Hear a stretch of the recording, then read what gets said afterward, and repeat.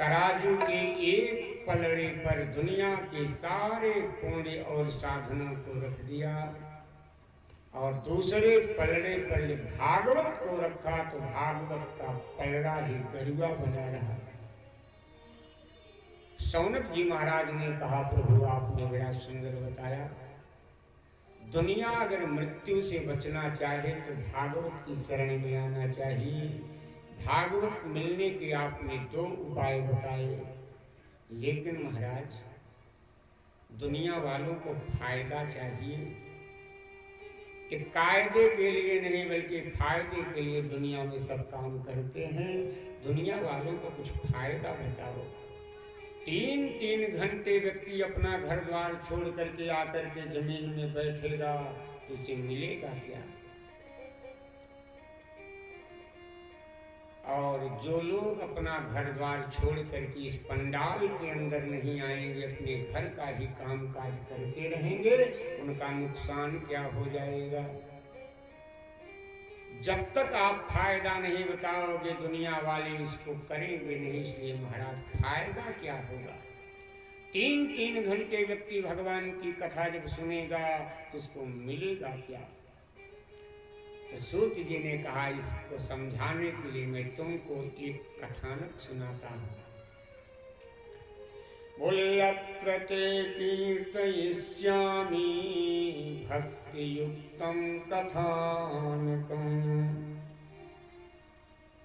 एक बड़ा पवित्र कथानक तुमको सुनाता हूं। सोनकादृशियों ध्यान से सुनना। एकदा हि विशालायां चत्वारो ऋषयो मलाः। मैंने सृष्टि में सबसे पहले 4 को पैदा किया, सनक, सनंदन, सनातन और सनत कुमार। इनको मैंने कहा तुम गृहस्थी बन जाओ, लेकिन इन चारों ने कहा हम साधु बनेंगे। दुनिया के माया मोह प्रपंच में हम पढ़ना नहीं चाहते, हम महात्मा बनेंगे। और ये चले गए हिमालय पर बदर का आश्रम में तपस्या करने। आज तपस्या करके जब छूटे वहां से तो अब क्या करें? तो सत्संग करने के लिए नीचे उतरने लगे। तो जी नीचे जब आ रहे थे तो देखा कि इनके एक छोटे भाई नारद वो एक पेड़ के नीचे बड़े उदास बैठे थे। चारों कुमारों ने देखा कि ये तो बड़े उदास लग रहे हैं। सनत कुमार ने कहा, भैया नारद, ये चिंता और उदासी गृहस्थों को अच्छी लगती है।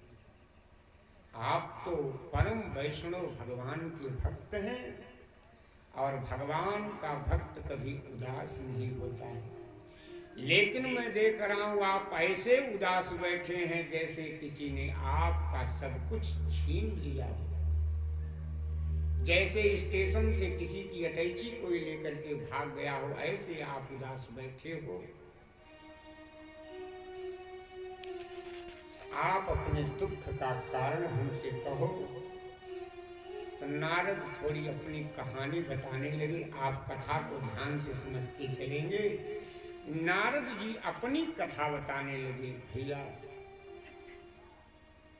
मैं भगवान के बनाए हुए नाना ब्रह्मांडों का भ्रमण करता हुआ एक बार वैकुंठ में पहुंच गया।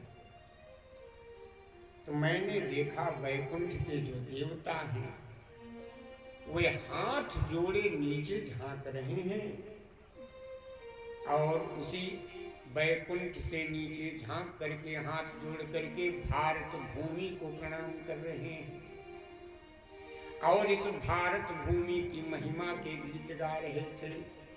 गायन्ति देवा किल गीतकानि धन्यास्तु ते भारत भूमि भागे।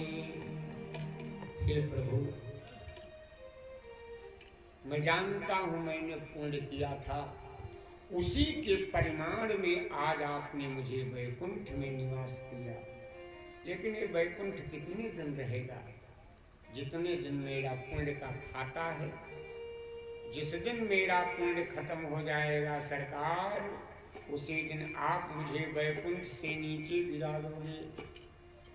सरकार ठीक है, वैकुंठ से नीचे जाने के लिए हम तैयार हैं, लेकिन आपसे प्रार्थना करते हैं कि देवता बनने के बाद जब मेरा देवत्व खत्म हो और मुझे अगर जन्म देना सरकार, तो इसे भारत धरती पर जन्म देना, जहां भगवान की कथाएं निरंतर होती रहती हैं, वहां सुन करके मैं पुनः देवत्व प्राप्त करूंगा। नारद जी चौंक गए कि मैं तो वैकुंठ को ही सर्वोत्तम मानता था, लेकिन देवता लोग तो भारत की प्रशंसा कर रहे हैं, चलो देखूं भारत देश कैसा है।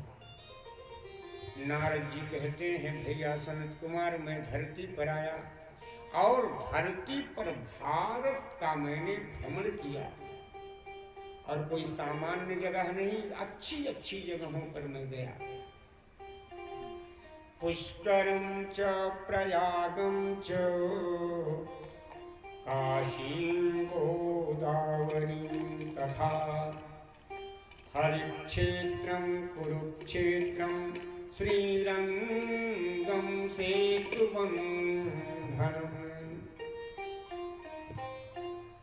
लेकिन भैया सनत कुमार, जैसा मैंने सुना था वैसा कुछ दिखाई नहीं पड़ा मुझे। इन बड़े बड़े आश्रमों में, बड़े बड़े तीर्थों में मैंने देखा, कहीं कुछ भी नहीं। सत्यम नास्ति तपः शौचम दयादानं न विद्यते। न सत्य है, न दया है, न शौच है, न तप है, न दान है क्या? उदरम भल्लो जीवा। बड़े बड़े महात्मा जिन्होंने सब कुछ छोड़ करके साधु बन गए हैं, ऐसे महात्मा भी तीर्थों में बैठ करके केवल उदरम भल्लो जीवा, केवल अपना अपना पेट भरने में लगे हुए हैं। नारद जी ने देखा कि कलयुग में, आज के 5,000 वर्ष के पहले नारद ने इस भारत देश की एक दशा देखी थी। कलयुग में किसी का पेट ही नहीं भर रहा है। नारद ने सोचा, ये तो महात्माओं की ये दशा है, चलो गृहस्थों की दशा देख लें, शायद गृहस्थियों की दशा ठीक हो। तो नारद आश्रमों को छोड़ करके पुष्कर, प्रयाग, काशी, गोदावरी, हरिक्षेत्र, कुरुक्षेत्र, श्रीरंग, सेतुबंध, रामेश्वरम सबको छोड़ करके गांव में चले आए। और जब गांव में नारद जी आए तो गांव की दशा तो और भी दयनीय थी। गांव में नारद ने क्या देखा? प्रत्येक घरों में तरुणी प्रभुतागी है। बोले तरुणी प्रभुतागे है, श्याल को बुद्धिदाय कहा। नारद ने देखा कि गृहस्थियों के यहाँ बूढ़े माँ बाप को पूछने वाला कोई नहीं।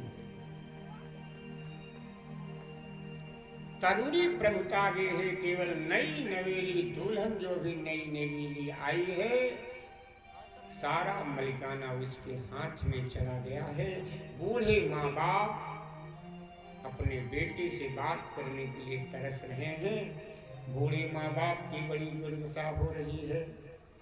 और याद रखना बंधुओं, जिस घर में बूढ़े माँ बाप की इज्जत न हो, उसके लिए नरक कहीं मरने के बाद ढूंढना नहीं पड़ेगा, उस व्यक्ति को नरक इसी धरती पर मिलेगा। आज नारद बाबा ने देखा कि तरुणी प्रभुता भी है, सारे लोग स्त्रैण हो गए हैं, स्त्रियों की ही बात मानने वाले हैं। एक महात्मा जी कथा कर रहे थे, कथा कहते कहते यही बात आई तो उन्होंने कथा सुनने वालों से पूछा, भैया आप लोग कथा सुनने आए हो, भागवत में लिखा है कि कलयुग में सब लोग स्त्रैण हो जाएंगे, सब अपनी अपनी पत्नी के बस में हो जाएंगे, अपनी पत्नी से बिना पूछे वे लोग कोई काम नहीं करेंगे। तो क्या ये बात सत्य है? क्या आप लोग भी ऐसे हो? अगर हो तो झूठ मत बोलना, हाथ उठा दो। सारे लोगों ने सोचा कथा सुनने आ रहा हूँ, झूठ क्यों बोलूं। सब लोगों ने हाथ उठा दिया, हाँ महाराज हम लोग अपनी पत्नी से बिना पूछे कोई काम नहीं करते हैं। एक महोदय हाथ नहीं उठाए। बाबा जी ने पूछा क्यों भैया, क्या तुम ही एक ऐसे हो जो अपनी पत्नी की बात नहीं मानते हो? कहा ना महाराज ऐसी बात नहीं है, मैं तो पत्नी का इतना बड़ा भक्त हूँ अपने कि बिना उनसे पूछे हाथों नहीं उठा सकता। तो सारी दुनिया स्त्रीण सब स्त्री के बस में। नारद ने देखा, बड़े दुखी हुए, पहुंच गए जमुना के किनारे वृंदावन। वहां पहुंचे तो उन्होंने एक आश्चर्य देखा। तत्राश्चर्यं मया दृष्टं श्रूयतां तन्मुनीश्वराः।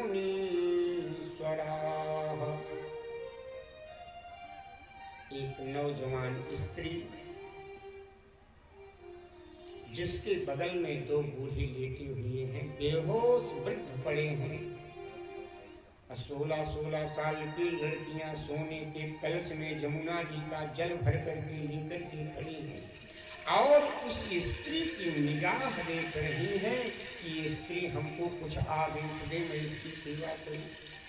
माने वो लड़कियां नाना प्रकार से उस देवी की सेवा कर रही हैं, लेकिन फिर भी उस स्त्री के चेहरे पर कोई मुस्कान नहीं, कोई प्रसन्नता नहीं, केवल रोए जा रही है, रोए जा रही है। नारद ने देखा, नारद ने सोचा स्त्रियों का मामला है, साधु को स्त्रियों के बीच में नहीं जाना चाहिए। इसलिए नारद जी थोड़ा बगल से जाने लगे और जैसे ही उस स्त्री ने नारद को बगल से जाते हुए देखा, बड़े जोर से आवाज लगाया, ठहर जाओ बाबा, 1 मिनट के लिए बाबा रुक जाओ। नारद बाबा ने सुना, सामने आ गए देवी, मैं तुम्हारा परिचय जानना चाहता हूँ, तुम कौन हो? तुम्हारी इतनी सेवा हो रही है फिर भी तुम प्रसन्न नहीं हो, और तुम्हारे बगल में ये दोनों बूढ़े कौन बेहोश पड़े हैं? तो उस देवी ने अपना परिचय दिया, अहम भक्तिरिति ख्याता इमं तनयौ मतौ ज्ञान वैराग्य नामानौ कालयोगेन जर्जरौ गंगाद्यासरितश्चेमा मत्सेवार्थं समागताः। हे बाबा, मेरा नाम भक्ति है। ये दोनों बूढ़े जो बेहोश पड़े हैं, ये दोनों मेरे बेटे हैं। यही आश्चर्य है, दुनिया में माता बूढ़ी होती है, बेटे नौजवान होते हैं, लेकिन नारद ने देखा वहां उल्टा था, माता नौजवान और बेटे बूढ़े पड़े हैं। बाबा, अपने इन्हीं बेटों के लिए मैं रो रही हूँ। मैं बूढ़ी हो जाऊं, हमें कोई दुख नहीं होगा, लेकिन मेरे बेटे नौजवान बन जाए, मैं प्रसन्न हो जाऊंगी। बाबा, मैंने सुना है कि जीवन में अगर संत का दर्शन हो जाए तो उसके जीवन में दुख नहीं रह सकता है। हे भैया, इस जीवन में शायद ही किसी ने भगवान का दर्शन किया हो, और शायद ही भगवान भी कलयुग में किसी किसी को दर्शन देते होंगे तो देते होंगे। लेकिन हे भैया, भगवान अगर जीवन में ना मिले तो कोई चिंता मत करना, लेकिन जीवन में अगर संत मिल जाए तो समझ लेना भगवान से भी बड़ा तुमको प्राप्त हो गया है। क्यों? भगवान भी वो काम नहीं कर सकते हैं जो काम एक महात्मा करता है। भगीरथ अपने पुरखों को तारने के लिए गंगा लाना चाहते थे, ब्रह्मा की तपस्या किया, ब्रह्मा प्रसन्न हो गए, वरम ब्रोहि वरदान मांग लो। भगीरथ ने कहा, हे ब्रह्मदेव, अगर प्रसन्न हो तो मुझे केवल गंगा चाहिए, मुझे गंगा दे दो।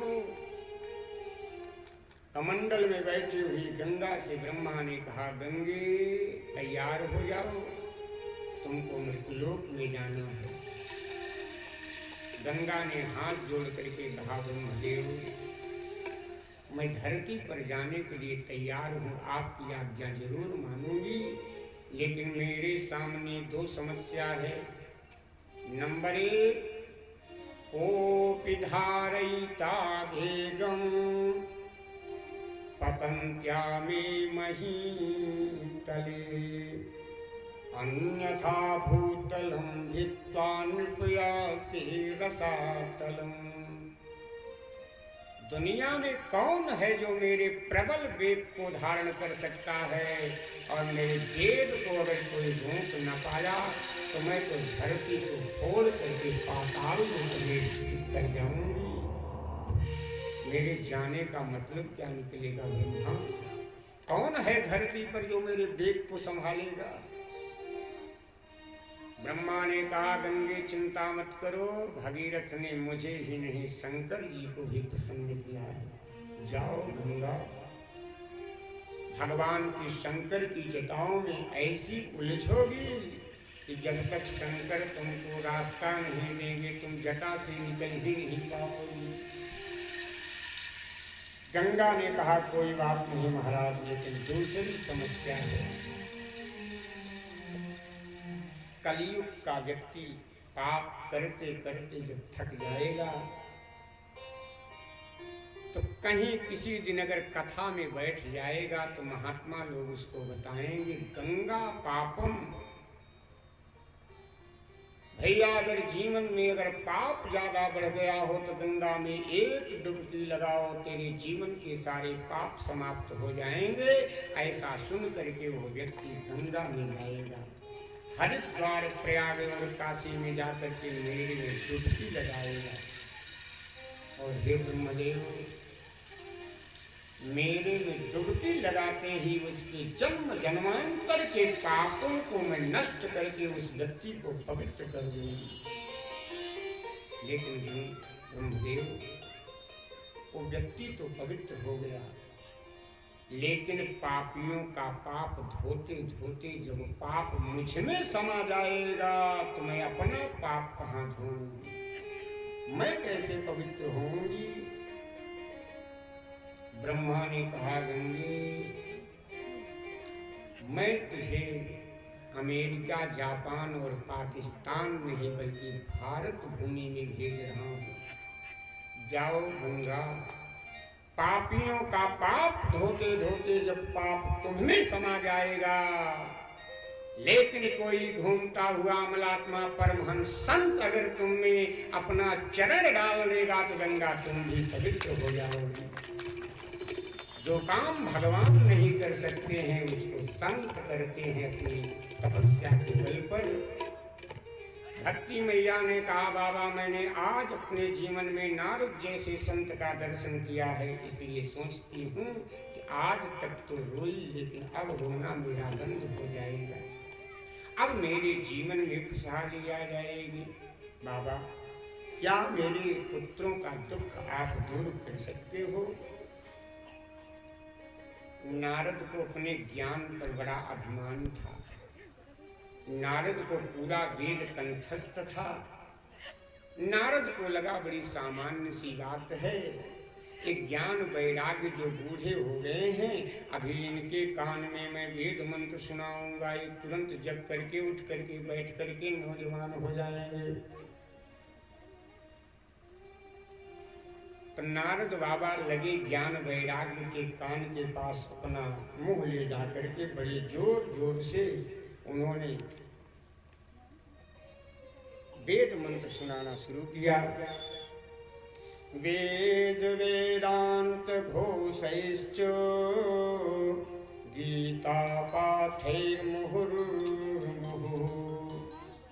बोध्यमानो तदा तेन कथंचिच्चोत्थितौ बलात्।